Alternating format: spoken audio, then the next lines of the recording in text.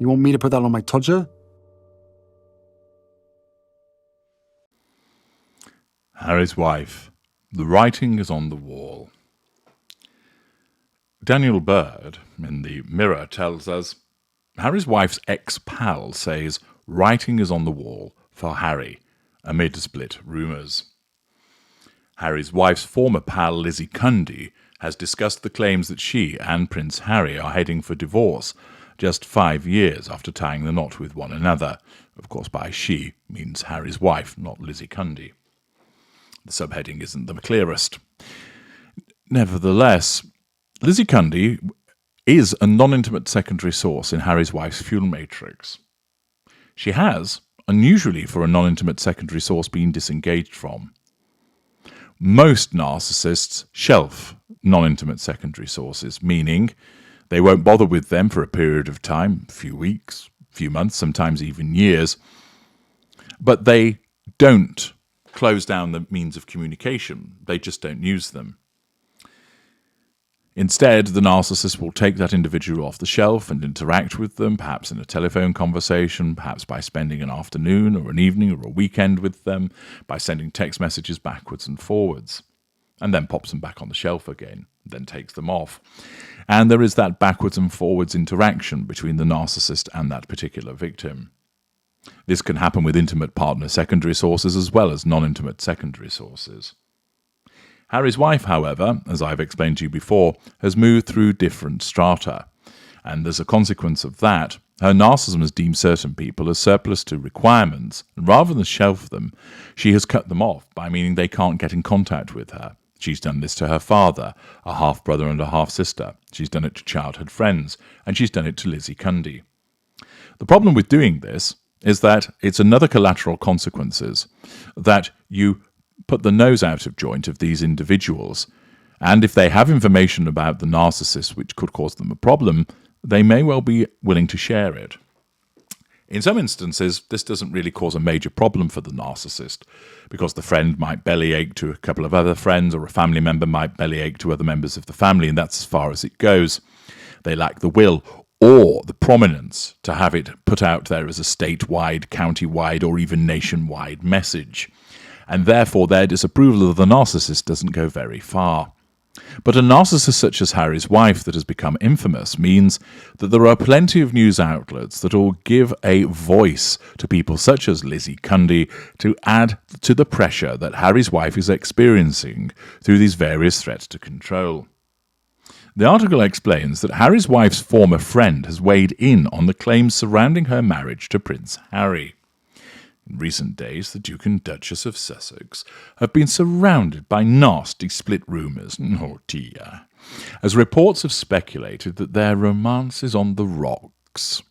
A friend of the couple has hit back at the rumours and said they're literally made up. It was claimed that the couple, who tied the knot in 2018, have been living somewhat separate lives, with Harry often staying at a hotel.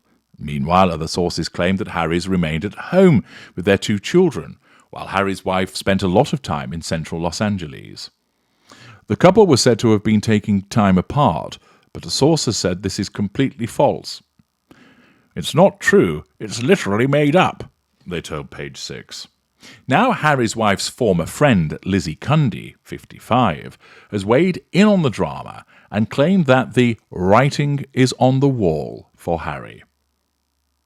Speaking to the Mirror, Lizzie said, "I don't want to see any couple split up when any marriage falls apart. It's sad, especially when you have children. We could all see the writing was on the wall. It's very different when you're a celebrity princess than being a royal princess. Meow." And frankly, Harry's wife just wasn't up for the job. She didn't want to put the hard work in opening hospitals, correct, and doing all the roles that royals do. It's not easy. It's not glamorous. It's not like on the red carpet. I think Harry's wife thought she was going to be the top dog star of the show, and Princess Kate was always going to have that role. Discussing a possible split, Lizzie added, "I think it will be, in some respects, better for Harry. We've got to look at it from Harry's side. He's in California now. He's got none of his friends. He's got no family. He's got a rift with his father and his brother. It must be very lonely at times. This, of course, is the isolation that's experienced by him, as I pointed out, as a consequence of the isolating behaviour of Harry's wife as she asserted her control over him. The article explains that the pair met in 2013, when Lizzie was asked to sit with the actress at a charity event held by her pal John Caldwell. Harry's wife allegedly wanted a role on Made in Chelsea, and Lizzie attempted to set her up with Ashley Cole. Initial speculation came shortly after it was rumoured that the couple could be downsizing their huge home in Monty Shitshow after their podcast deal with Spotify came to an end. The pair moved to California shortly after they made the controversial decision to step down as senior working roles in 2020 in a bid to live a more independent lifestyle. Now, this article doesn't really tell us anything that we didn't know already, and in the general scheme of things, why would you need a friend to comment on the marriage of somebody else? You wouldn't. But it's once again indicative of two factors. Firstly, the press's desire to keep sticking it to Harry's wife. And secondly, it demonstrates the collateral consequences that occur, that Harry's wife focuses on the moment without due regard for how her treatment of people might come back and bite her on the arse.